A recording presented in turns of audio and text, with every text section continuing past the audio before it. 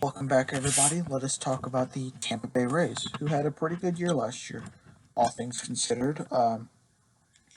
With them, especially with them deciding on if they want to have a split season between Tampa Bay and Montreal. I think you need to pick a place.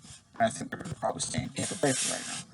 But with that quick aside out of the way, let us talk about the Tampa Bay Rays and give them a preview for this upcoming season. Last year they finished 96 and 66. That's 30 games above 500. Really well. They finished second in the AL East. They lost to the Astros in the ALDS in 5 games.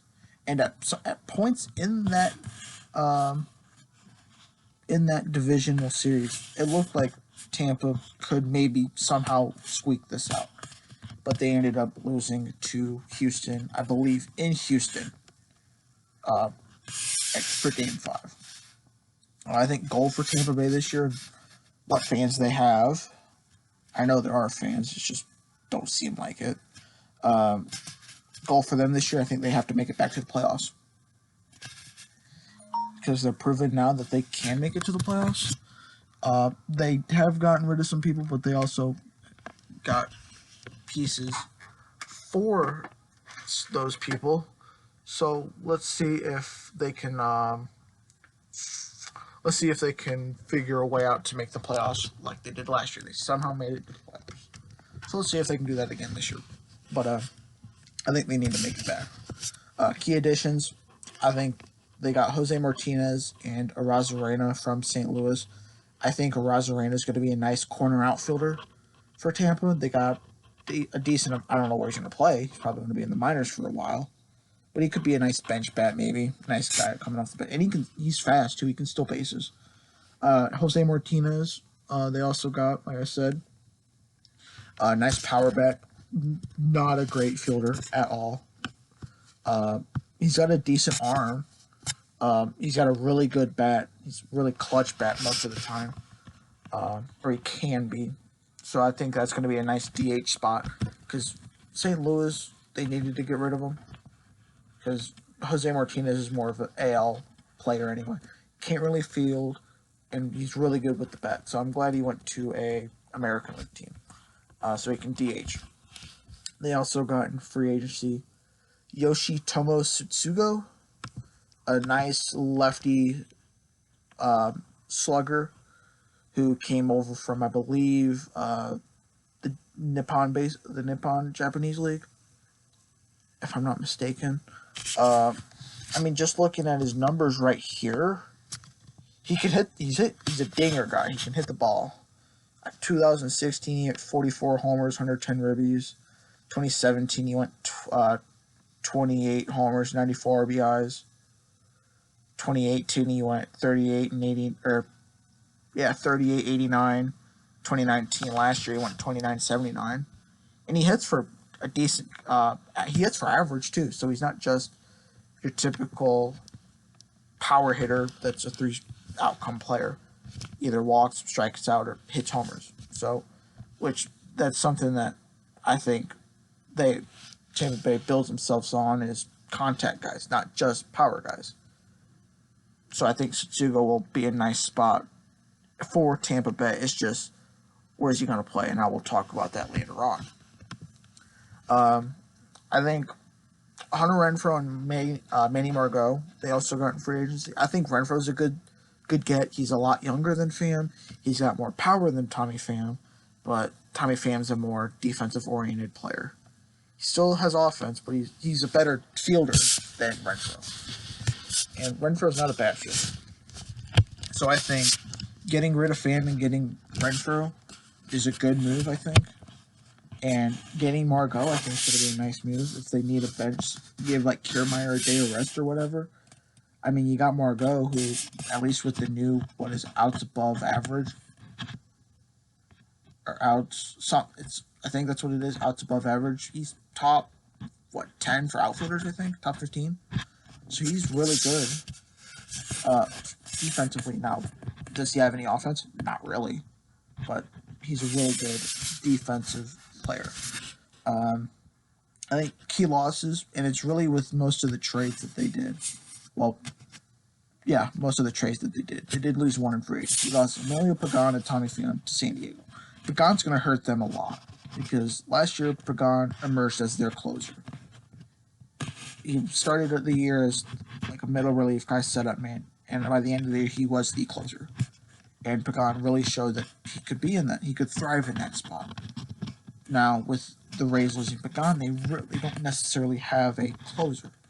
So, as I will mention coming soon, what are they going to do in that spot? They also lost Tommy Pham. I mentioned that with the Renfroe deal.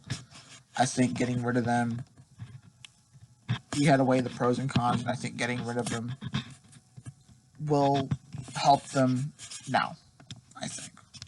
And they also lost Avisail Garcia, their right fielder for most of last year, who, decent fielder, good arm, good. He's got a good swing. He can hit the ball. And he went to Milwaukee, I think. So it's going to be, and that's why they got outfielders in Renfroe, Margot, Martinez, and Rosarina for depth purposes, really, that the DH spot.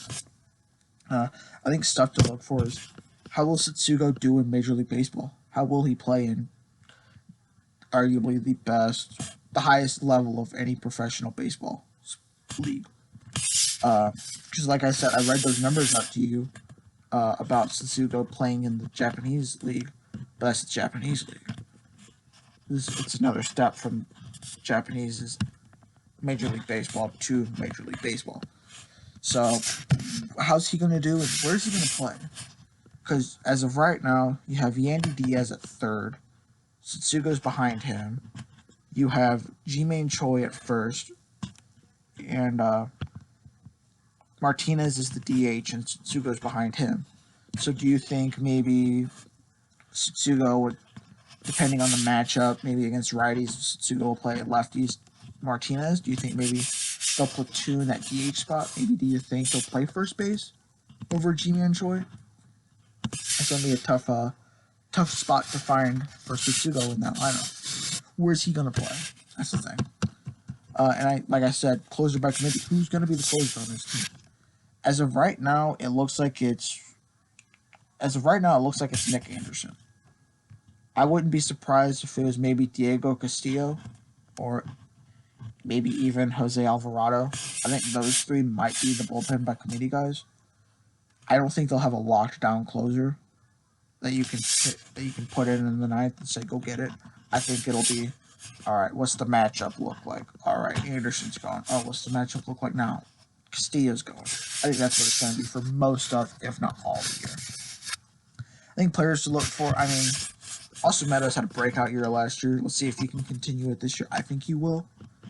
He might have a down tick and something, but I think he'll be alright. Kevin Kiermaier is always a really entertaining guy to watch in the outfield. Great fielder, great arm. Okay bat, but you're really watching him for his defense. I mean, Willie Adams, I think that's how you say his last name, the shortstop. It could be, this year could be his year. So I think he's another guy to look out for. And like I mentioned, for position battles, third base maybe. DH, I think, will be a position battle to look out for. My guess, I think they'll finish second in the AL East behind the Yankees. I wouldn't be surprised because as of right now, the whole Yankees team is getting struck down with injuries just like last year. So it could, I don't think it will, but you could make the case that Tampa Bay could overtake the Yankees and be the number one spot. I don't think it'll happen. I think Tampa Bay will be second in the AL East, and I think they will be a wild card team. I think they'll be a wild card team. What spot, I don't know. But I think they're a wild card team. But that's the end of the video. Let me know what you guys think about Tampa Bay. Do you guys think they'll make the playoffs? Where they'll place in the division, in the wild card. Just let me know what you guys think about Tampa Bay. Like the video if you liked it. Subscribe down below. That'd be greatly appreciated. Share this video with all your friends and buddies. And I will see you guys in the next episode.